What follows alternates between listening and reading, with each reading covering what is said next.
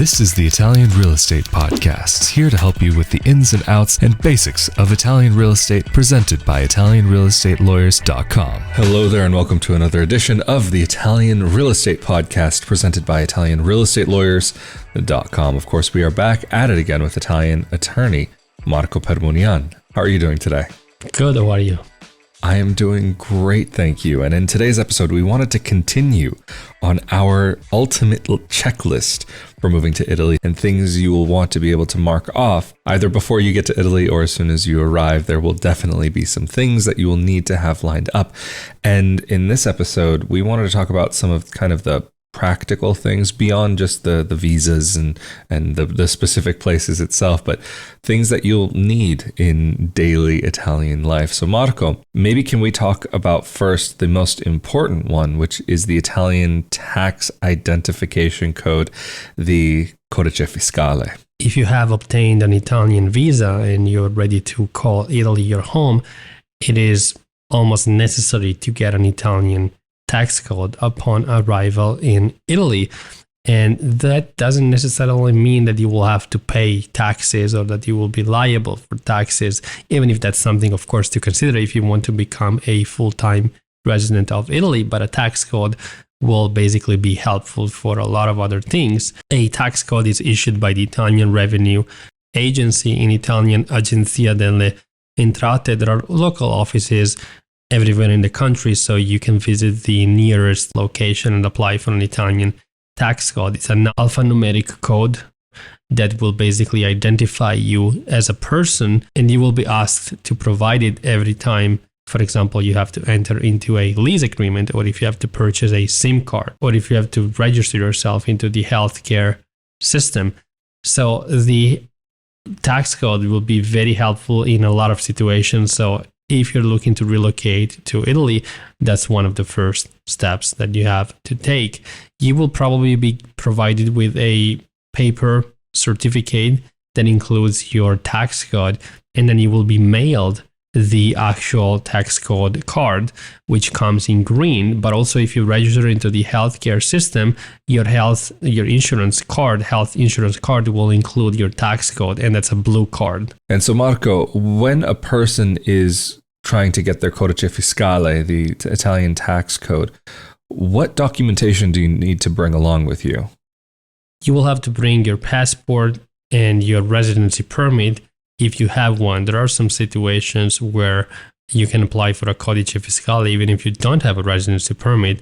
For example, if you're entering into a lease agreement, maybe because you just want to rent a vacation home, or you are in the process of applying for a visa and you're already getting a lease agreement in Italy, or if you're purchasing, for example, a property in Italy, even if you don't have a residency permit, in those cases you can apply for a tax code either through the Italian consulate abroad or directly in Italy through an Italian Revenue Agency office. But in all the other cases, you will need a residency permit, so you will need to show your residency permit along with your passport to apply for a tax code. Thank you, Marco. And another question related to the Codice Fiscale, because it appears on the Italian healthcare card, how does one actually go about signing up for the national healthcare system and getting health insurance and coverage in Italy?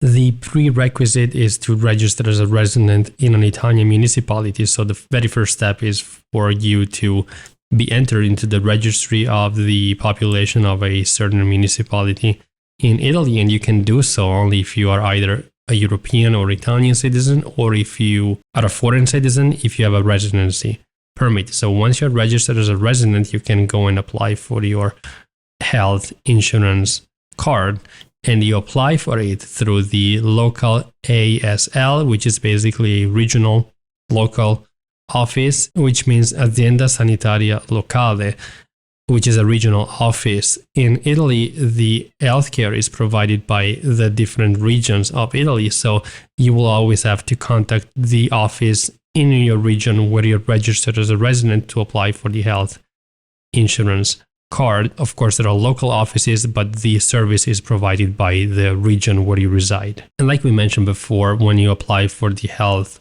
care in Italy, you will be given a blue card that you can carry with you and that you should get it with you anytime you go to a doctor's appointment, if you have to go to the hospital.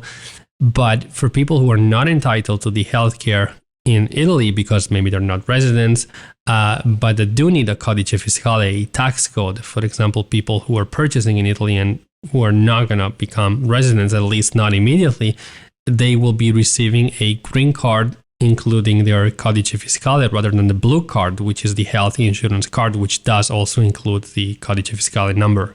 Very interesting, Marco. And I guess next thing, once you have your health insurance and your tessera sanitaria, but more so once you have your tax code, because you're going to need your tax code, like you were mentioning, in so many different instances. But one of the main ones that you will definitely need it for is to get a SIM card to get cellular service, or if you're trying to get home internet. But can you tell us a little bit more about Italian SIM cards and also getting a phone line while in Italy? Like you said, to get a SIM card, you will have to have a Codice Fiscale, and you will have to state in the application form your address, even if you don't have to show any documents proving that you're a resident of Italy, but they will ask you for, of course, your personal information as well as your address, but more importantly, your tax code. And the SIM cards in Italy, I'd say the prices are quite low compared to the US. At least as of this moment in time, you can get a plan for, say, between 20 euros per month and 35 euros per month. And sometimes you can find it even for lower prices, say between 10 and 15 euros. Sometimes I've even seen less than 10 euros when there are, of course, special deals offered by the several providers in Italy that basically compete with each other. Yeah, that's something that I always found very interesting, especially a little while after I moved to Italy. There was a little bit of a shakeup in the market because of Iliad coming onto the market, and they dropped their prices in a shocking way. Like they came in with very, very low rates, and then they started offering more and more and more for those same amazing prices. This is not an endorsement, of course. This is not there's no sponsorship by Iliad or any other company, but they're also a really interesting company. I don't know if it's still like this, but I believe they offer no contract plans. So for people who are coming to Italy and just getting started in life there, it can be interesting to think about. I think they are one of the companies that's a little bit more open to non-residents as well. And so definitely, in my opinion, just when getting life started up there, it can be interesting to maybe start, like having a starter SIM from Iliad and then working your way into another plan, because it also depends. There are some different virtual operators in Italy, and like you were saying, Marco, there are always different offers, and sometimes those offers can be contingent upon what operator that you may be switching from. And sometimes for one operator, they may offer a certain price, but if you're coming from another operator, they may even offer something way more interesting. So you may want to look at offers from like Wind3 and Vodafone and compare between those, but then also look at some of the other operators, the virtual operators in the country, and see who's offering what at the time. But maybe consider that you want to start with a company without a contract. And if you do want to move up to one of the other operators like Vodafone or Wind3, then some of the contracts there can be worthwhile, but definitely make sure that you keep an eye on all of the details when you are signing those contracts. But Marco, maybe one other thing to think about also, that once you've got your Codice Fiscale and once you have your phone number in Italy, having an Italian bank account, of course, will be very necessary. And actually, one of the reasons why I recommend even to maybe see if you can get a prepaid SIM first is because in some instances with some companies, you'll actually need an Italian bank account to be able to sign a contract so that they can do a direct withdrawal, a direct debit from your account. So there are like some other processes that you can find in Italy as well. There's like sometimes you need A to B to C, but you need C to get A or B to get A. And you have to figure out where you can insert yourself into the process. But Marco, can you tell us a little bit more about banking in Italy? Like you said, in most cases, you do need a bank account to set up utilities for your home in Italy, because they will do an auto debit from your account. And setting up a bank account, it's actually very easy if you are a resident of Italy. If you're a non-resident, you might face challenges because not every bank will give you the possibility to open a bank account for non-residents, but you do have to be present in person regardless to be able to open a bank account in Italy, unless you sign up for some online banking, which however don't work like the normal bank accounts, and in some cases you might not be able to use bank accounts opened online for example, setting up utilities, or if you have to purchase a SIM card. But anyway, if you're a resident of Italy, opening a bank account is a fairly easy process. You will just need to provide your identification documents and a residency permit if you are a non-EU citizen, a non-Italian citizen. And the process of opening a bank account is fairly easy and straightforward and fairly quick. It takes normally just a few hours. And unlike other countries, getting a bank account doesn't come at no cost. There will probably always be a fee to maintain a bank account in Italy, especially a personal bank account right now at the time of the recording of this video, might cost between, say, 3 and 7 euros per month. And then, of course, you will be charged per transaction. For example, if you have to wire money to another person in Italy, the cost is normally between 1 and 2 euros, sometimes 50 cents per wire transfer. And I would say even also in some instances with some banks that you can find, depending on your level, that they may include X amount of free transfers per month, or that you only have to pay the transfer fee if it's like an instant transfer, or if it's sending to another European nation. Some banks will charge you per transaction. Each one will do it in a different way. So it is also worthwhile, again, like comparing the different phone plans in Italy, it is worthwhile comparing the different banks in Italy. And also, depending on what your needs are, there will be different options available to you. In some of the parts of the country, you'll have local regional banks that you won't find in other parts of the country. And then there are some banks that you do find all around the country. For example, one of the banks that you find most commonly in Italy is Unicredit. And they do exist in other countries as well. And this is, again, not an endorsement, no sponsorships or anything here.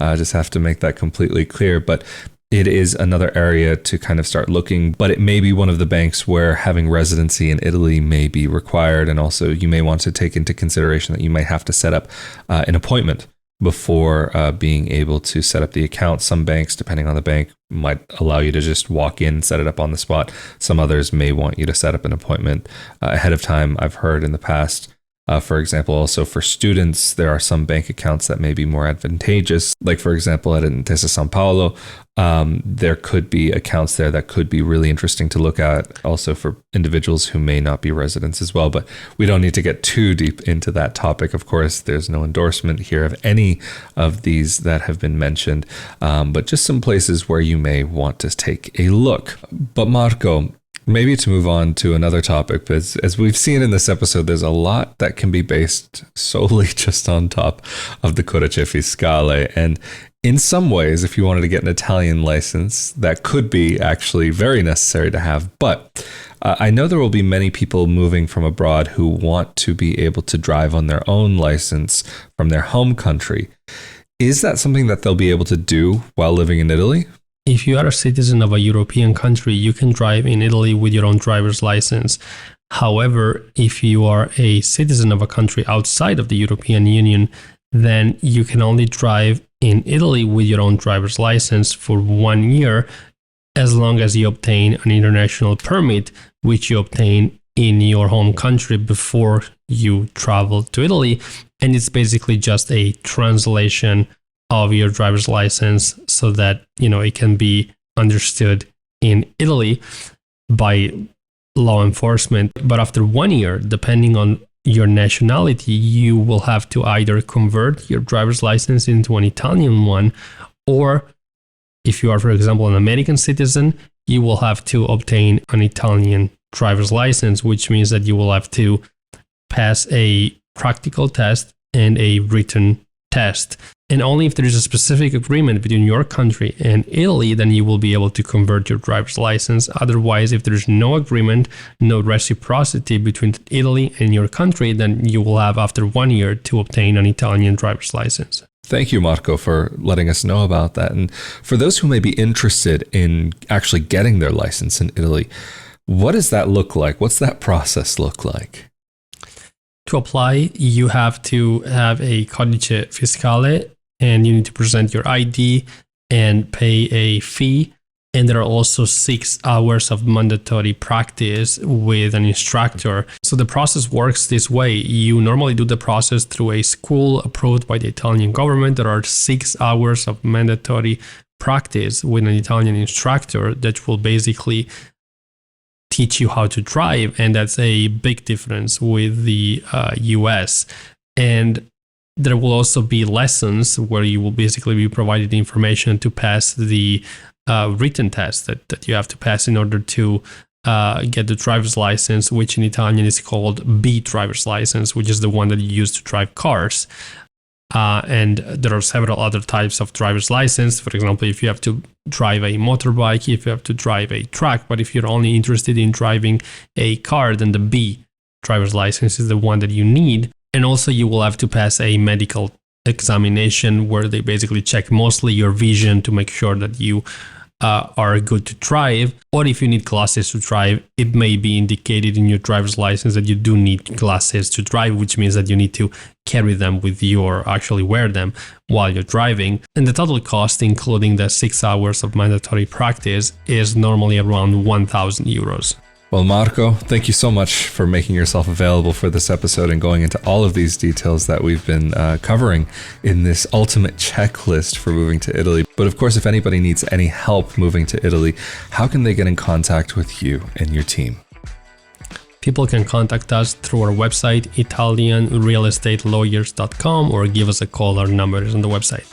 That's great. And of course, I know it's not just with help with purchasing properties that you offer at italianrealestatelawyers.com, but also with relocation to the country as well. So definitely something worthwhile keeping in mind if you are thinking about moving to Italy. And of course, if you're interested in more information about purchasing property in Italy or where to purchase property in Italy, make sure that you're subscribed to this podcast, both on YouTube and the audio only podcast. But of course, if you're subscribed on YouTube, that means you're also automatically subscribed to the other project that Marco and I collaborate on, called the Italian Citizenship Podcast, where we talk about some of the legal aspects of making Italy your home. And if you're interested to hear more about life abroad and living abroad as a dual citizen expat, be sure to come over to my YouTube channel, youtube.com/Rafael Di Furia, or you can search on YouTube, Google, or your favorite podcasting platform of choice for Not Your Average Globetrotter, but Mr. Marco Permunian from ItalianRealEstateLawyers.com. Thank you so much for making yourself available for this episode.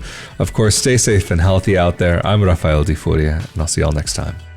Later. Thank you.